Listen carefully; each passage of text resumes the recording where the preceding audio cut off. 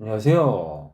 직업을 찾아준 남자 사주파랑 기파랑입니다. 오늘은 49번째 임자일주에 대해서 이야기를 해보자 하는데요. 임자일주 같은 경우 이제 홍수호라고 이제 이야기를 합니다. 홍수호란 별명이 있는 것은 무엇이다? 넓은 물의 호수를 뜻한다. 이제 넓은 물의 호수가 바로 홍수와도 같다고 해서 이제 뭐 그렇게 이야기를 하는데 그도 그럴 것이 임자일주라는 것은 이제 간여지동이란 말입니다. 자, 간여지동이라는 것은 천간과 지지, 간지의 오행이 같은 어떤 그런 육식갑자를 의미한다. 이렇게 생각을 할 수가 있겠는데요. 자, 임자일주 같은 경우 이제 마찬가지로 간여지동이 되겠다. 근데 무엇이다?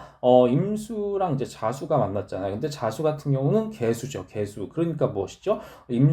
임수랑 개수가 이제 공존하는, 다시 말해서 그러니까 음양은 같은데 음양은 다른데 오행이 같은 거죠. 그러니까 무엇이죠? 겁재다. 겁재. 일찍 겁재를 깔고 있다라고 이제 생각을 할 수가 있겠습니다.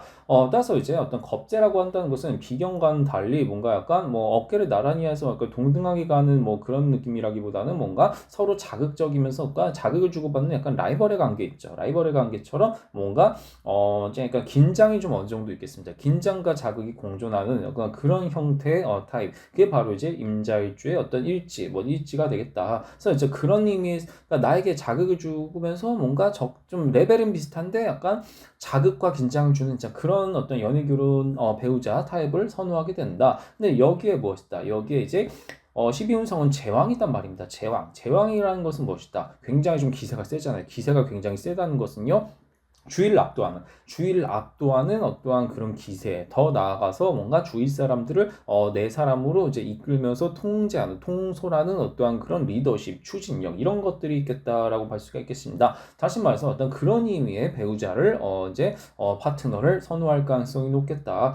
굉장히 좀 기세가 좀 센 이제 그런 타입이라고 이제 볼 수가 있겠습니다. 이런 어떤 임자일주의 취향. 그래서 그러니까 양인살이라고도 이제 불리는 부분들은 굉장히 좀 이렇게 강하다 이거예요. 기세가 굉장히 좀 강한 부분이 있기 때문에 뭔가 양인살로도 이제 불려지는 부분이 있겠습니다. 자, 그렇다면 이제 12운성까지 이제 봤으니 일지랑 12운성 이렇게 살펴보았고, 그렇다면 그 다음을 봤을 때는 이제 잘 맞는 일주궁합은 과연 또 뭐가 있을까? 이것을 또한 이제 살펴보시면 되겠는데요. 잘 맞는 일주궁합을 봤을 때 일단은 정의만목, 천간으로 봤을 때는 정의만목이 먼저 생각을 떠올릴 수가 있겠죠.